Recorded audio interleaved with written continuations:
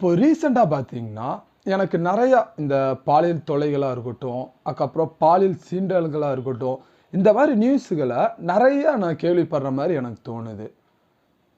ஏன் இப்படி சொல்றேன்னா, இப்போ இந்த ரீசெண்டா இந்த நியூஸ் நம்ம சென்னை நந்தனம் இருக்குல்ல, அங்க கூட பார்த்தீங்கன்னா, ஒரு 22 வயசான ஒரு பெண்ணுக்கு பார்த்தீங்கன்னா, பாலியல் வன்கொடுமை பண்ணியிருக்காங்க. நம்ம அத பத்தின தான் இந்த வீடியோல ஃபுல்லா பேசப் போறோம். அத பத்தி என்ன பேசப் போறோம்னா, இப்போ எதனால இந்த மாரி நடக்குது? இப்போ சட்டங்கள் எந்த மாரி கடுமையாக்கப்பட்டால் இந்த மாரி நடக்கிறத தடுக்க முடியும்? அப்படியெல்லாம் தான் நம்ம இந்த வீடியோல பேசப் போறோம். நம்ம சேனலை நீங்க இப்பதான் இப்போ ஃபர்ஸ்ட் டைம் பார்க்குறீங்க அப்படின்னா, நம்ம சேனலை சப்ஸ்கிரைப் பண்ணிக்கங்க. நம்ம வீடியோ உங்களுக்கு பிடிச்சிருந்துச்சுன்னா ஒரு லைக் கூட பண்ணிக்கங்க. சரி வாங்க நம்ம டைம் வேஸ்ட் பண்ணாம இப்போ வீடியோக்குள்ள போலாம். நம்ம சென்னையில இருக்கிற நந்தனம் அப்படிங்கிற ஏரியால இருக்கிற அரசு கலைக் கல்லூரியில தான் பார்த்தீங்கன்னா, இந்த வன்கொடுமையே நடந்திருக்குன்னு சொல்லலாம். இந்த வீடியோல பார்த்தீங்கன்னா, அந்த புள்ளையோட பேரை நான் மென்ஷன் பண்ணல.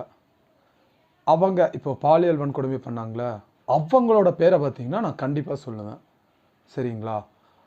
அந்த புள்ள பார்த்தீங்கன்னா, இப்போதான் ரீசென்ட்டா ஒரு 20 நாளைக்கு முன்னாடியோ, ஒரு 25 நாளைக்கு முன்னாடியோ, இப்போ ரீசென்ட்டா தான் பார்த்தீங்கன்னா, அந்த கல்லூரியில இருக்கிற கேன்டீன்ல வேலைக்கு சேர்ந்திருக்காங்க. ரீசென்ட்டா தான் பார்த்தீங்கன்னா, அவங்களுக்கு கல்யாணம் முடிஞ்சு, இப்போ அவங்க புருஷனும் பொண்டாட்டியும் ஏதோ கருத்து வேறுபாடால 2 பேர் பிரிஞ்சிருக்காங்க. இப்போ இந்த பிரிஞ்சிருக்கிற டைம்ல தான் அவங்களுக்கு இப்போ வாழ்வாதாரத்துக்கு பார்த்தீங்கன்னா, இந்த கல்லூரியில இருக்கிற கேன்டீன்ல வேலைக்கு பார்த்தீங்கன்னா சேர்ந்திருக்காங்க. நான் ஃபர்ஸ்ட்டே சொன்ன மாதிரி தான். அந்த புள்ளைக்கு பார்த்தீங்கன்னா, இப்பதான் 22 வயசு ஆகுது. அவங்களோட அந்த கேன்டீன்ல அவங்களோட சக வேலை பார்ப்பார்ல, அந்த மாஸ்டர் குணசேகரன்.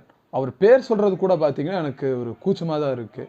அவர் குணசேகர் இருக்கார்ல, அவர் ஃபர்ஸ்ட்டு அவர் பாலியல் வன்கொடுமை பண்ணியிருக்காங்க அப்படின்னு போலீஸ்ட்ட பார்த்தீங்கன்னா, அந்த புள்ள ஒரு புகார் அளிச்சிருக்காங்க ஃபர்ஸ்ட்டு. அதுக்கப்புறம் போலீஸ் பார்த்தீங்கன்னா, உடனடி ஆக்ஷன் எடுத்து அந்த குணசேகரனை புடிச்சு விசாரிக்கும் போது தான், அவர் மட்டும் இல்லாம, அவர் கூட சேர்ந்து கொஞ்சம் சில பேர் கூட அந்த புள்ளைக்கு பார்த்தீங்கன்னா, பாலியல் வன்கொடுமை பண்ணியிருக்கலாம் அப்படின்னு போலீஸ் விசாரிச்சதுல சொல்றாங்க. அது யார் அந்த சில பேர்ன்னு பார்த்தீங்கன்னா, அந்த கேன்டீன் வச்சிருக்கிற ஓனர்.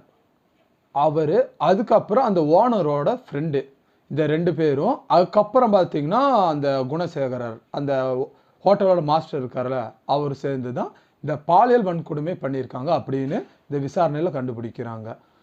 ஒரு புள்ள மேல கை வைக்கிறதுக்கு அவங்களுக்கு எப்படி அந்த தைரியம் வருதுன்னு எனக்கு தெரியல. சரி இதெல்லாம் முடிச்சுட்டு நம்ம அது லாஸ்ட்டா அத பத்தி நம்ம பேசலாம். ஃபர்ஸ்ட்டா பார்த்தீங்கன்னா, இந்த பாலியல் வன்கொடுமை நடந்து முடிஞ்சதுக்கு அப்புறம், அந்த புள்ள அந்த பதட்டத்துல அவங்க போய் போலீஸ்ட்ட புகார் பண்ணல.